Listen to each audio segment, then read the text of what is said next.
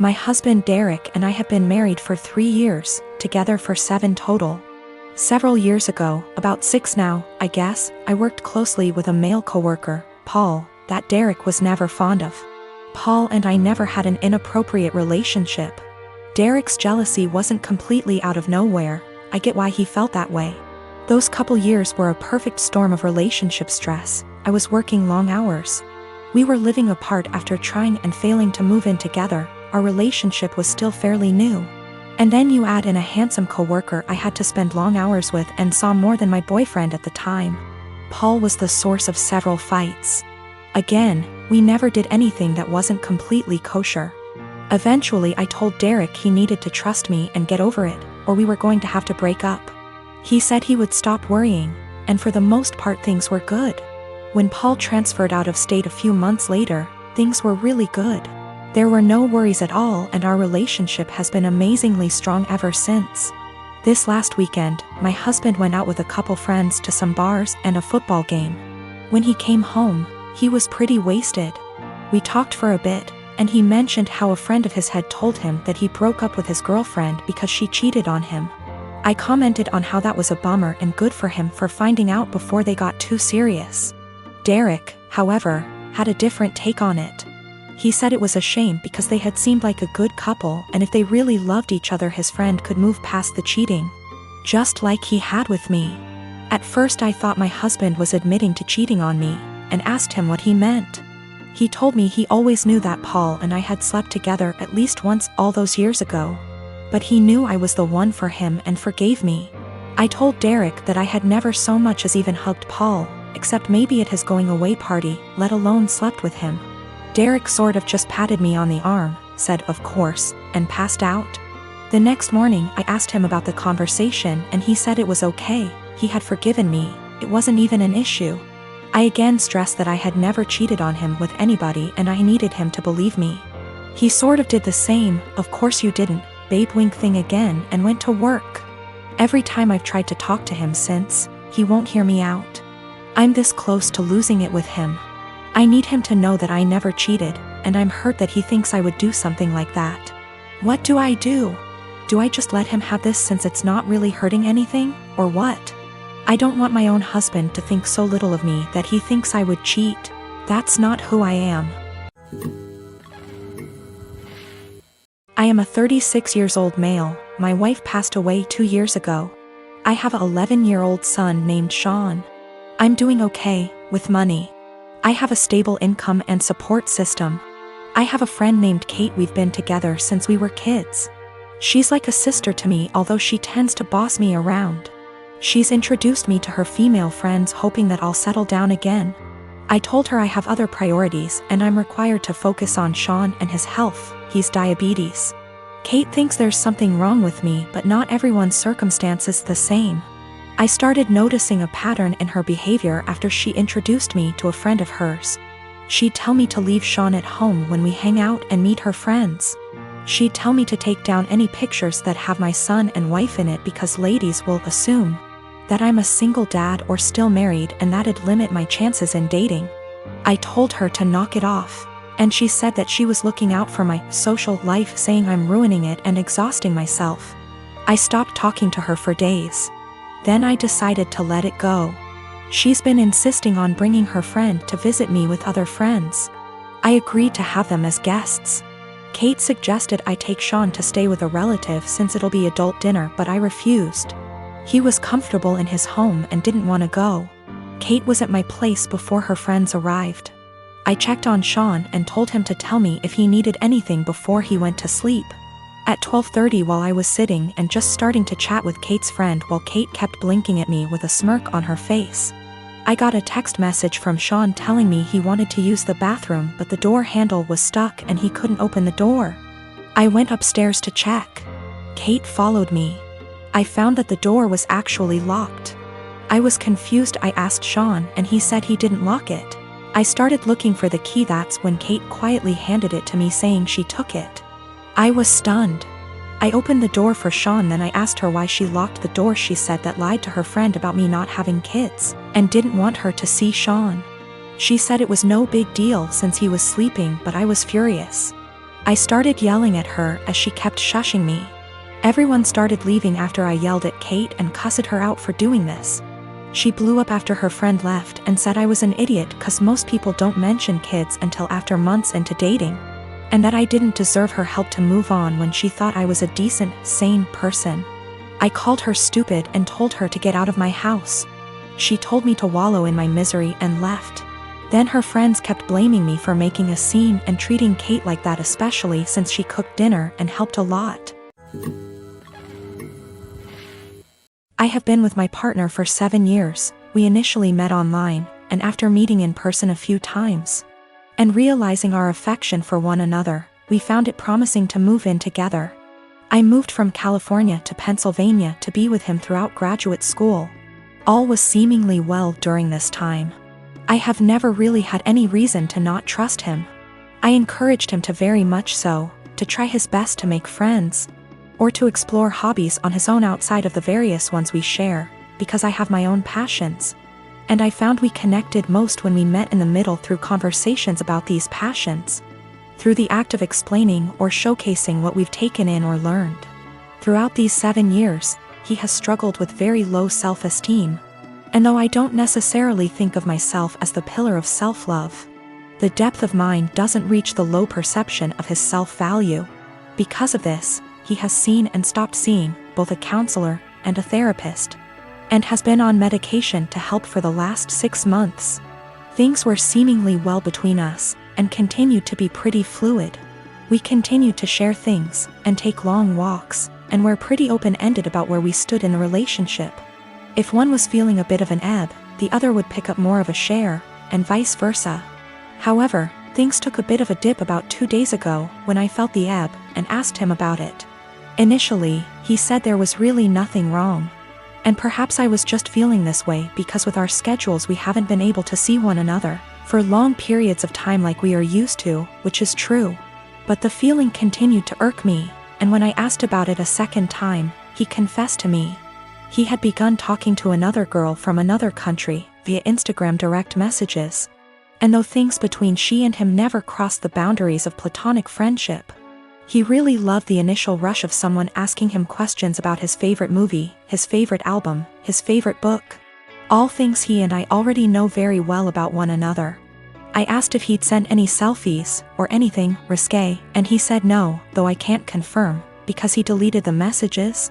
A good deal of me believes him, because of how open he was about the initial conversations to begin with. We slept apart, and I just felt really confused the entire night, because I couldn't really resonate with wanting that sort of attention from someone else.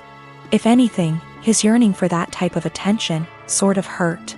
It felt like I wasn't doing enough, or giving enough. The next morning, though I don't have an Instagram, and am not on the app, I went to check his using the desktop version, and found that posts where he once called me the love of his life, or a specific post with a gift I gave him that once said, "Greatest gift from the greatest girl," were still on his profile, but the words, girlfriend, or love of my life, were completed erased.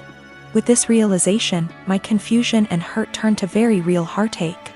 I called him and asked if he had deleted these words from the specific posts, and with shame, he said yes, he did. When I asked why, he said it was because he just didn't want the attention from the girl asking him about himself to be disrupted if she found out he was in a long-term relationship. I guess this is where I asked the obvious and questioned why someone who is just asking about your favorite books, movies, etc., would be driven away by the fact that you have a girlfriend. And he said he didn't know why he did it, and that it was a massive mistake. At the risk of seeming toxic, and I will take full accountability for seeming so or being so, I asked him to please deactivate his Instagram for the time being while we sort through this, his Twitter as well. He did, and though I was feeling a bit of relief about that, I couldn't help but feel a bit saddened that he didn't choose to do that on his own for the benefit of our relationship. He had to wait for me to ask, which again, just made me feel like such a toxic and controlling partner. Two things I always strive to be so far from. When he got home from work, we discussed everything at massive length, and he continued to swear up and down that these conversations pertained strictly to music, movies, and books, and he didn't have interest in her. Just interest in the initial rush of the attention he was receiving. We read a few articles, and he broke things down to me as his self-esteem has never been lower. Despite his career as a doctor being at a high, and his finances in order, he felt things with his music weren't taking off. And with that came a feeling that he wasn't special, and it was nice for someone to make him feel that way. I felt shame and asked him if I wasn't doing enough or giving enough to him to make him feel that way. He said, I defiantly was. But my love, and attention and affection, became a pillar he could rely on, and got used to, so with new attention came a rush. And he liked that. I asked him if he wanted to be single, and find that rush in dating new people. And he kept insisting that that's so far from what he wants. He wants to remain a couple, and do all he can to work on these things together. Though I can't help but correlate that feeling he enjoys with the feeling of a first date. Which hurts, of course. I told him I didn't really see how we could move past this because there was nothing much for me to make an attempt to work on moving forward. This seems to be a self-stemming problem that I emphasize with, but just don't want to be on the receiving end of the counter effects. So though it is incredibly uneasy to begin to think of how difficult it'll be to begin again, it is just as difficult to think about how difficult it would be to stay and try to rebuild back up an issue that I feel like just a bystander. When it comes to, this has all been very painful, and if this comes to an end, I just want it to be as civil and as possible. He deserves to love himself, but not at the expense of the love we have between us. I deserve love that is stable and comforting, and not laced with newfound paranoia. Despite this all, my heart is still very much in this, of course, and he has been very vocal about how it was just one mistake. Nothing happened, we can work through this, etc. And I secretly keep hoping he will make a step, any step really, to showcase these words and implement action, seek a new therapist.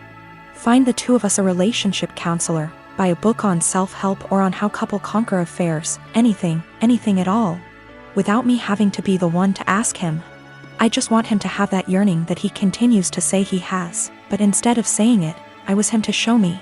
That makes me irrational or just plain dumb. I believe to be in a state where I can handle either answer. Or something completely different just the same. Do all think I'm blowing something completely out of proportion?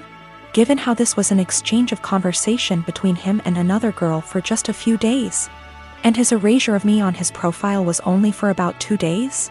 This has been a first in this relationship, this has been a first in my life truthfully. I just felt completely vulnerable and isolated. My girlfriend and I have been together for 6 years. I know she's been wanting to get married and wanting for me to propose for a really long time.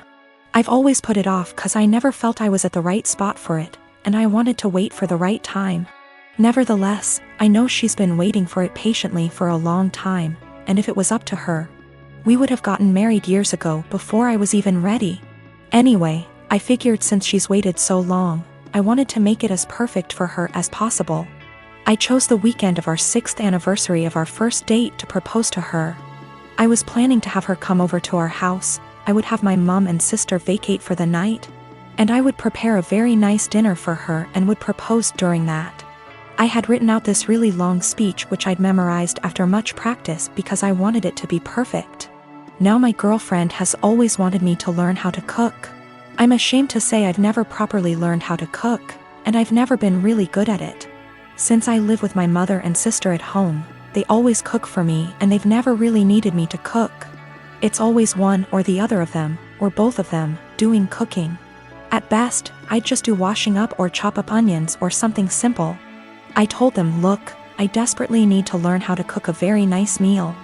I told them she's always wanted me to learn how to cook. And it would be great if I could surprise her with this excellent dinner that I've made myself. She would never expect it from me. She would be thrilled. I told them I might just need some guidance. They weren't that enthusiastic first, they were like, we're really busy, we don't have time to teach a child how to cook. I told them it's really important, and to help them understand the gravity of the situation. I told them I was proposing tonight. They both went crazy and excited, like, oh my god, have you bought a ring yet? I showed them the ring, and my sister went flipping crazy, screaming, crying tears. I told them I was probably going to ask for their opinion on it anyway. And they were really enthralled and so excited and happy for me. My sister was literally crying and breathing heavily. They asked for details and everything about how I was going to propose. I recited the long speech I'd memorized. They told me it was beautiful, they love it, she'll love it. Again my sister was crying even. I told them, so this is why I need to cook tonight. She's always wanted me to learn to cook, and if I make a nice meal for her, I want to make our night as magical as possible. My sister was like, no way, if you cook, you'll it up. Just let us cook for you, and say you did it. I said, no, it has to be me, it has to be me. It's really important that I do it, I don't want to deceive her. We reached a compromise and they said we can do it together. My mom supervised, my sister will take charge. And I'll basically just follow instructions and help her out. It turned out going really good, but how much I really contributed is questionable. They ended up taking way too much over me. Way more than I had planned. I had wanted to do it all myself with their guidance, but I ended up being just a helper while my sister did most of the work. I didn't want to let that spoil the night, so I just let it go. Then my girlfriend arrived at the door, and my mom and sister were getting ready to go out. When they greeted her, my mom was acting cool, polite, very poker face about it, I guess 'cause she's a mature adult. My sister on the other hand was acting like a jittery little schoolgirl, just jumping out. It was really cringy and awkward to watch. She kept telling my girlfriend how beautiful she looked tonight, how excited she was for her, how we were perfect for each other. The way she was smiling and acting too excited really gave it all away. She said, he's got something really special planned for you. I kept trying to push her out the door and telling her to shut up, but she just wouldn't, and she kept chatting to my girlfriend. I wanted to push her out, but my girlfriend told me I was being rude to her, and I should let the talk. I just sighed and knew it would end badly, but my sister kept being as unsubtle as possible. I really wish I could be a fly on the wall here tonight, you are so lucky, if only you knew. My girlfriend was then, is he going to propose? My sister didn't say yes, or no. She just gritted her teeth in a big smile like SND just started screaming and crying and hugging me, suffocating me. My mom was trying to pull my sister away, but she just started screaming, show her the ring. Show her the ring. I told her to seriously shut up, and that my mom was clearly waiting for her, but she kept shouting, show her the ring. I tried to explain to them that this really wasn't the way I had planned it. I wanted to do it when we were alone and I had a long speech planned. They both just wanted to see the ring. I said, can I at least say the speech? My sister was like, you should let him say it, it's a really beautiful speech. I started and I'd barely got 2 sentences in when she interrupted me and was like, actually it's 2. Long, you can say it later, just show her the ring. I wanted to wait until we were alone so I could say the speech and then show the ring, but they were both literally screaming at me to show them. I told my sister she'd already seen it, she said she wanted to see it again, and my girlfriend told me I had to show it to her now. I showed them the ring again and they both started shouting and screaming. They literally both jumped on me and pinned me to the couch like a lion grappling a dying elephant, and ripped the ring from my hand like a lion tearing meat from its prey. I told them to get off, they were suffocating me. But they were both literally hugging me to death while screaming like hyenas into my ears.